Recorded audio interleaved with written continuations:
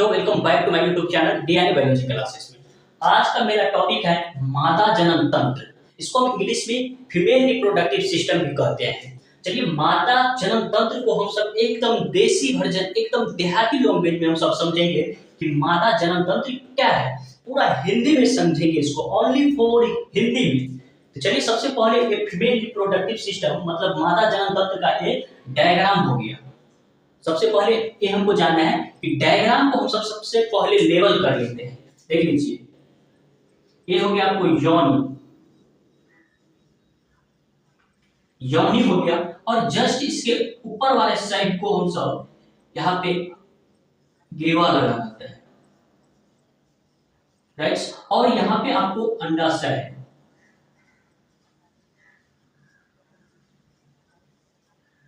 और अंडाशय के जस्ट ऊपर यहाँ पे आपको अंडवाहिनी नलिका लगा रहता है।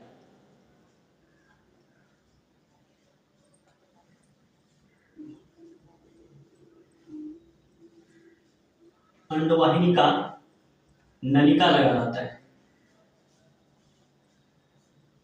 और यहाँ पे बीच वाले जो पोर्शन है यहाँ पे गर्भाशय रहता है।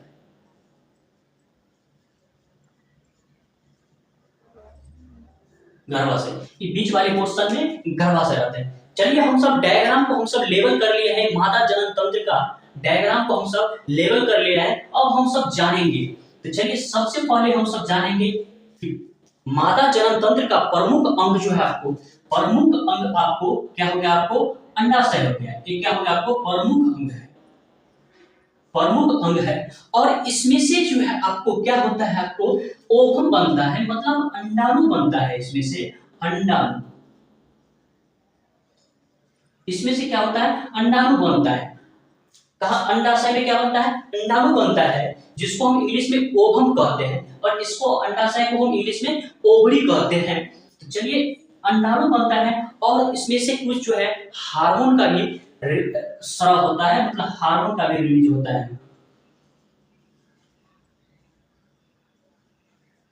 हार्मोन, चलिए हम सब देखते हैं फीमेल रिप्रोडक्टिव सिस्टम मतलब मादा जनन तंत्र में जो है, सबसे पहले अंडाशय को हम सब जान लेते हैं। अंडाशय देखिए दो होता है फीमेल रिप्रोडक्टिव सिस्टम में, मादा जनन तंत्र में अंडाशय की संख्या दो, एक हो गया लेफ्ट साइड, एक हो गया आपको राइट साइड, और दोनों जो है एक ही साथ में काम नहीं करेगा। अगर एक महीना इस साइड काम करेगा, एक महीना इस साइड काम करेगा। मान लीजिए मई का मंथली है, मई में जो है इस महीना काम कर रहा है, तो जून में इस साइड काम करेगा। तो इसीलिए चलिए, अंडाशय जो कितना होता है फीमेल बॉडी के अंदर, मादा जनन तंत्र के अंदर दो होता है, एक होता है लेफ्ट, एक होता है राइट। एक क्या करता है, अंडाणु को बनाता है।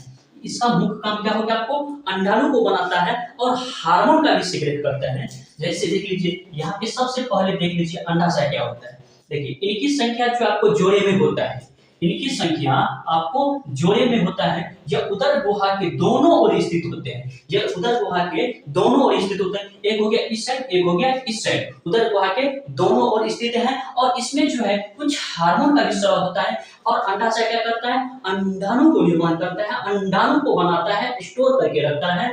जैसे देख लीजिए, हार्मोन्स कौन है, सबसे पहले आपको एस्ट्रोजन हार्मोन। एस्ट्रोजन हार्मोन को हम सब द्वितीय गौण लैंगिक लक्षण कहते हैं। द्वितीयक गौण लैंगिक लक्षण का मतलब हो गया है पुबर्टी एज, मतलब 12 से 13 साल में जो है ये एज जो है स्टार्ट हो जाता है। एस्ट्रोजन हार्मोन जो है आपको स्रावित होने लगता है। कि कैसे पता चलता है कि एस्ट्रोजन हार्मोन जो है फीमेल बॉडी के अंदर, मादा जनन तंत्र के अंदर स्राव हुआ है, लड़की के अंदर स्राव हुआ है। तो देख लीजिए, चाहे कोई भी लड़की हो, किसी लड़के के ओर अट्रैक्शन होता है, तो समझ लीजिए कि वो लड़की की कमी नहीं है, वही एस्ट्रोजन हार्मोन का स्रावित हुआ है। यही एस्ट्रोजन हार्मोन का स्रावित हुआ है। सिर्फ एक ही लक्षण नहीं है कि कोई लड़के को और जो है अट्रैक्शन होना, एस्ट्रोजन का स्रावित बहुत सारा लक्षण है। जैसे देख लीजिए, ब्रेस्ट का स्तन मतलब बड़ा होना, ब्रेस्ट का स्तन क्या होना, बड़ा होना, और आवाज में पतली होना, मेंस्ट्रुअल साइकिल स्टार्ट होना,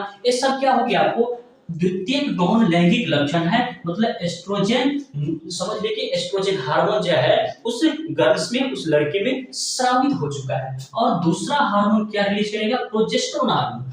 प्रोजेस्टेरोन हार्मोन जो है आपको देख लीजिए भ्रूण के गर्भाशय से जोड़ता है। ये आपको हो गया भ्रूण और यहाँ से गर्भाशय से जोड़ता है कौन? Progesterone hormone. और ऑक्सीटोसिन हार्मोन में स्रावित होता है कब? जब महामारी की प्रक्रिया होती है, तब महामारी की प्रक्रिया को क्या करते हैं? ये नियंत्रित रखते हैं या नियंत्रित रखते हैं कौन? Oxytocin hormone. और एक रिलैक्सिन हार्मोन एक ऐसा हार्मोन है जो प्रसव पीड़ा को क्या करता है? यहाँ पे कम करके रखता है। जब कोई फीमेल को बच्चा होता है, डिलीवरी होता है, तब क्या करता है? रिलैक्सिन हार्मोन उस फीमेल को क्या करता है? रिलैक्स देता है। क्या करता है? रिलैक्स देता है। प्रोजेस्टेरोन हार्मोन जो है आपको क्या करता है? भ्रूण से गर्भाशय में क्या करता है? जोड़ता है। मतलब प्रेगनेंसी के दौरान जो है आपको महत्वपूर्ण भूमिका जो इसको निभाता है। ये क्या करता है? आपको महामारी की प्रक्रिया को क्या करता है? नियंत्रित करता है और प्रसव पीड़ा को कम करता है। चलिए हम सब सभी हार्मोन्स को जान लिए हैं फीमेल रिप्रोडक्टिव सिस्टम में,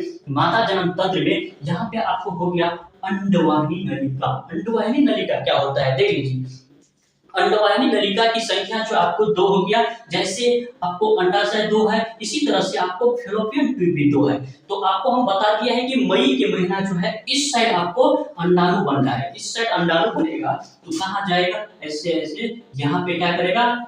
जमा हो जाएगा और वेट करेगा किसका? इधर से स्पर्म जाएगा, इधर से शुक्राणु जाएगा, वो उसी का वेट कर रहा है कि मेरे सपनों की राजा कब आएगा। यहाँ पे जो है अंडाशय एक गीत गा रहा है कि मेरे सपनों की राजा कब आएगा। यही किसका वेट कर रहा है? स्पर्म का वेट कर रहा है। क्यों?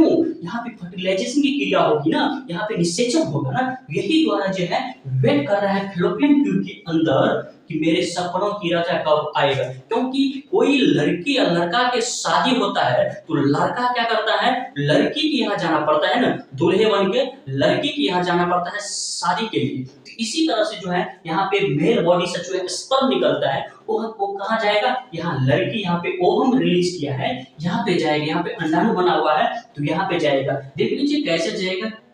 आपको हो गया ही स्पर्म हो गया। स्पर्म का स्ट्रक्चर तो ऐसा होता है ना, आप लोगों को तो पता होगा, हम अगले वीडियो में बता दिए हैं। ये क्या किया है? आगे जाना स्टार्ट कर दिया है। देख लीजिए, कुछ इस दिशा में भी जाएगा, कुछ इस दिशा में गया, कुछ इस दिशा में गया, इस दिशा में गया तो उस समझ लिए कि वो जो सब नष्ट हो गया। क्योंकि ओवम तो इस साइड बन रहा है ना भाई, ओवम तो इस साइड बन रहा है। जो इस साइड जाएगा तो वो डायरेक्टली मर जाएगा, और जो ऊपर साइड जाएगा वो भी डायरेक्टली मर जाएगा। क्योंकि स्पर्म का जीवन काल जो आपको सिर्फ 20 ही मिनट होता है ना, स्पर्म का जीवन काल सिर्फ 20 ही मिनट होता है। और मेल बॉडी से जो स्पर्म निकलता है वो मिलियंस में होता है, लाखों की संख्या में होता है। और 7 ml की मात्रा बताएंगे तो 7 ml रहता है। तो इधर जो गया तो यहाँ पे तो ओवम बन रहा था, तो यहाँ पे आपको क्या हो गया? फर्टिलाइजेशन की क्रिया हो गया।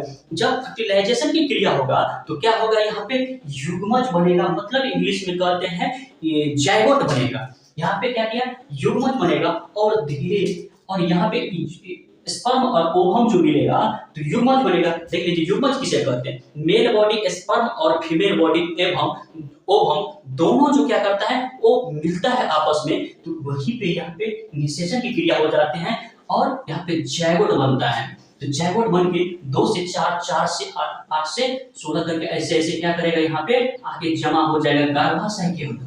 गर्भाशय के अंदर जो है किसके रूप में? इम्ब्रियो के रूप में, मतलब भ्रूण के रूप में यहाँ पे क्या हो गया? इकट्ठा हो गया और धीरे धीरे बच्चा बनना स्टार्ट कर देगा। वो अपना प्रक्रिया होता है, वो इंटरनल पार्ट में होता है, वो आप लोगों को नहीं पता चलेगा कि। तो यहाँ पे गर्भाशय में क्या हो गया? धीरे धीरे बच्चा जो है डेवलप होना स्टार्ट हो गया है। और डेवलप होने के बाद जो है क्या होगा? 9 मंथ के बाद डिलीवरी के माध्यम जो है यहाँ पे यौनी होते हुए, विवाह होते होते बाहर जो होगा, बाहर निकल जाएगा। तो बच्चा सुरक्षित कहाँ रहता है? यहाँ पे गर्भाशय के अंदर। और बच्चों के भोजन जो है कहाँ से मिलता है? वो सभी आदमी का डाउट होगा कि 9 मंथ तक तो बच्चा मम्मी के शरीर में रहता है, लेकिन उसका भोजन जो है कहाँ से प्राप्त होता है? तो चलिए देखिए, एक यहाँ पे जो है प्लेसेंटा लगा रहता है, एक प्लेसेंटा नली रहता है यहाँ पे, कहाँ? गर्भाशय के अंदर। और वही प्लेसेंटा के माध्यम से जो मम्मी भोजन खाती है, वही बच्चा जो ही प्लेसेंटा के माध्यम से बच्चों को भोजन मिलता है। प्लेसेंटा के माध्यम से क्या होता है, बच्चों के भोजन मिलता है। तो चलिए यही हो गया आपको फीमेल रिप्रोडक्टिव सिस्टम का पूरा पार्ट्स, यही हो गया मादा जनन तंत्र। आप लोग बोलिएगा कि सही सर मादा जनन अंग का मुख्य अंग जो है आपको योनि हो गया, बिल्कुल नहीं। योनि का सिर्फ काम हो गया आपको जो मेल बॉडी से जो शुक्राणु निकलता है वो अपने और अवशोषित करने का काम किसका है, योनि का है। तो मेन फीमेल बॉडी का जो है प्रमुख अंग हो गया यहाँ के अंडाशय। जब अंडाशय बनवे नहीं करेगा तो यहाँ पे स्पर्म जाएगा, फर्टिलाइजेशन क्रिया होवे नहीं करेगा। तो यहाँ पे मुख्य अंग जो है फीमेल बॉडी के अंदर कौन निभाता है, यहाँ पे अंडाशय निभाता है, क्योंकि वहाँ पे अंडाशय में क्या होता है, यहाँ पे अंडाणु बनता है, यहाँ पे ओवम का बनता है, एग बनता है, राइट। तो यही आपको फीमेल रिप्रोडक्टिव सिस्टम का एक महत्वपूर्ण टॉपिक था जो आपको एक देसी लैंग्वेज, एक देहाती भाषा में आप लोगों को समझाए हैं। तो चलिए सबसे पहले अब आप लोग जानिए कि जुड़वा बच्चा कैसे होता है। जुड़वा बच्चा कैसे होता है, देख लीजिए दो तरह के जुड़वा बच्चा होता है। एक हो गया आपको समजात जुड़वा, समजात जुड़वा, एक हो गया आपको असमजात जुड़वा, असमजात जुड़वा। समजात का मतलब हो गया यहाँ पे बच्चों का शकल जो है, यहाँ पे शकल यहाँ पे जो है सेम होगा, शकल यहाँ पे सेम होगा, और यहाँ पे जो शकल जो है आपको क्या होगा, अलग अलग होगा। चलिए हम वही बताएंगे कि कैसे हो गया, अलग अलग होगा।